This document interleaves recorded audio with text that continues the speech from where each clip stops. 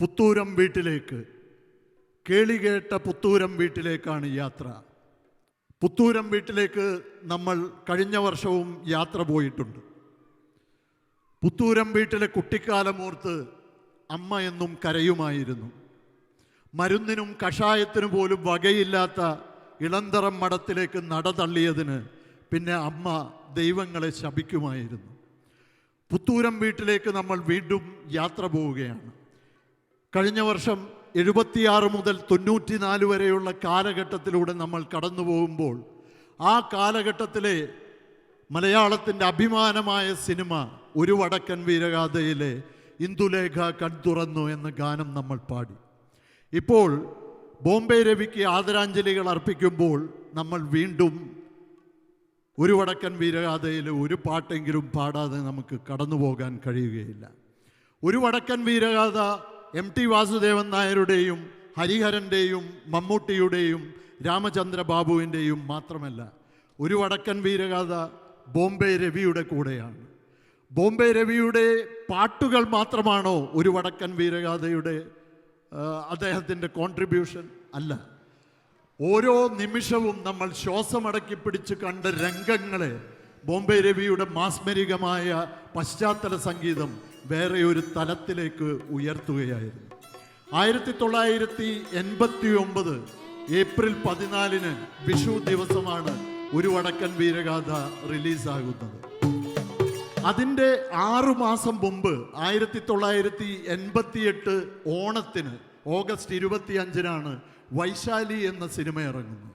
അതായത് മലയാളത്തിൻ്റെ എക്കാലത്തെയും ഏറ്റവും അഭിമാനകരമായ 2 സിനിമകൾക്ക് 6 മാസത്തെ ഇടവേളയിൽ പാട്ടുകളും പശ്ചാത്തല സംഗീതവും ഒരുക്കിയത് ബോംബെ രവിയാണ്.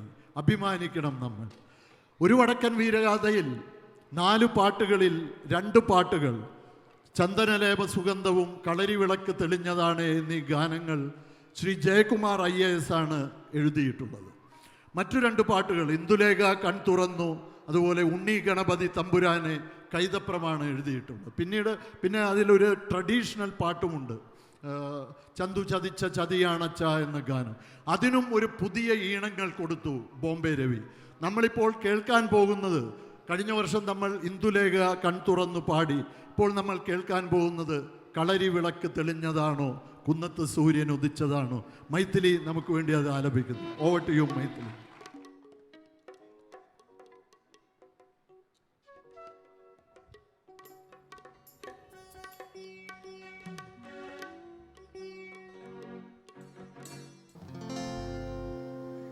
കളരി വിളക്ക് തെളിഞ്ഞതാണോ കൊന്നമരം പൂത്തുലഞ്ഞതാണോ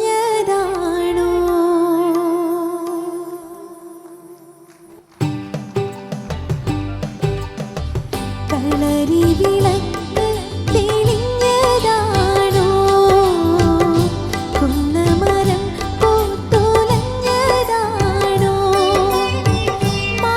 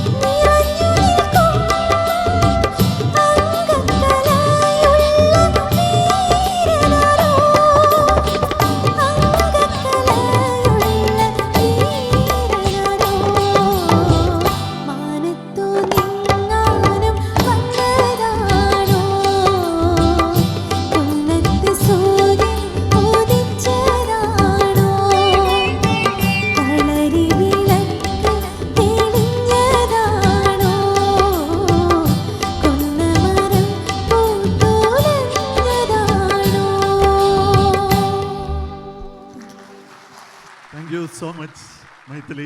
അതിമനോഹരമായി പാടി. ഇതുവരെ മൈഥിലി പാടിയ രണ്ട് സൂപ്പർബ് സോളോസാണ് മൈഥിലി പാടിയത്.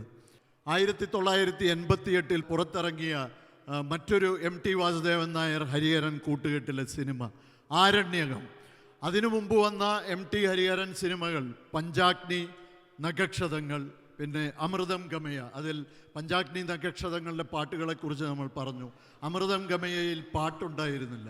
പിന്നീട് 88 ആരണ്യകം വരുമ്പോൾ നമ്മൾ കരുതിയത് ബോംബെ രവി ആയിരിക്കും അതിൻ്റെ സംഗീതം എന്ന് തന്നെയാണ്. പക്ഷേ 88 ആരണ്യകത്തിൽ MTയും ഹരിഹരനും മറ്റൊരു സംഗീത സംവിധായകനെ ഉത്തരേന്ത്യയിൽ നിന്ന് കൊണ്ടുവരുന്നു.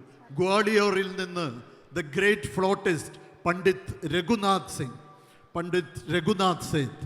അദ്ദേഹം ക്ലാസിക്കൽ ഓടക്കുഴലിലെ ഒരു മാസ്റ്ററായിരുന്നു. അദ്ദേഹം അധികം സിനിമകൾക്ക് സംഗീതം നൽകിയിട്ടില്ല. ചില സിനിമകളിൽ സംഗീതജ്ഞനായിട്ട്, അതായത് ഓടക്കുഴൽ വായിക്കുന്നത് ഉണ്ടായിട്ടുണ്ട്. പക്ഷെ കൂടുതലും അദ്ദേഹം ക്ലാസിക്കൽ ഹിന്ദുസ്ഥാനിയാണ് ചെയ്തിട്ടുള്ളത്. അങ്ങനെ 88 അദ്ദേഹം ആരണ്യകം എന്ന സിനിമയിൽ ഹരിഹരൻ കൊണ്ടുവന്നു. അദ്ദേഹത്തെ കൊണ്ട് സംഗീത സംവിധാനം ചെയ്യിച്ചു. 2 അതിമനോഹരമായ ഗാനങ്ങൾ. ഈ 2 പാട്ടുകളും നമുക്ക് മുഴുവനായി പാടുവാൻ കഴിഞ്ഞിട്ടില്ല. പക്ഷേ 2 പാട്ടുകളോടും ഞാനൊരു വിവേചനം കാണിക്കുന്നില്ല. 2 പാട്ടും 4 വരിയെങ്കിലും പാടും. അതിൽ ആദ്യമായി നമുക്ക് കേൾക്കാം ഒളിച്ചിരിക്കാൻ വള്ളിക്കുടിലൊന്നൊരുക്കി വെച്ചില്ലേ എന്ന അതിമനോഹരമായ ഗാനം. ചിത്ര ചേച്ചി വളരെ സെൻസിറ്റീവായിട്ട് പാടിയിട്ടുള്ളൊരു ഗാനമാണ് മൈഥിലി. കുഹു കുഹു ഞാനും പാടാം കുയിലേ കൂടെ വരാം. കുഹു കുഹു ഞാനും പാടാം കുയിലേ കൂടെ വരാം.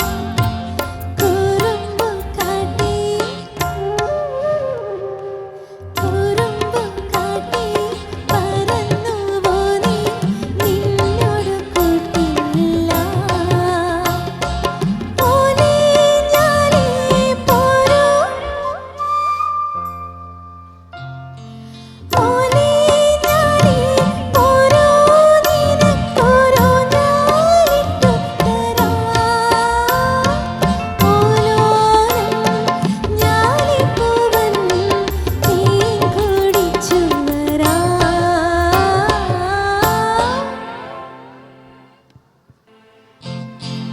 ഒളിച്ചിരിക്കാം വള്ളിക്കുടിലൊന്നൊരുക്കി വെച്ചില്ലേ. ഒളിച്ചിരിക്കാൻ കഥ പറയാൻ കിളിമകൾ വന്നില്ലേ. ഇനിയും കിളിമകൾ വന്നില്ലേ. Thank you so much Maithili. അതിമനോഹരമായി പാടി. എങ്കിലും ഞാൻ പറയും, മൈഥിലി പാടാൻ പോകുന്ന അടുത്ത സോളോ എന്ന് പറഞ്ഞാൽ മൈഥിലി പാടുന്ന ഏറ്റവും സെൻസിറ്റീവായിട്ടുള്ള ഒരു പാട്ടാണ്. Wait for it.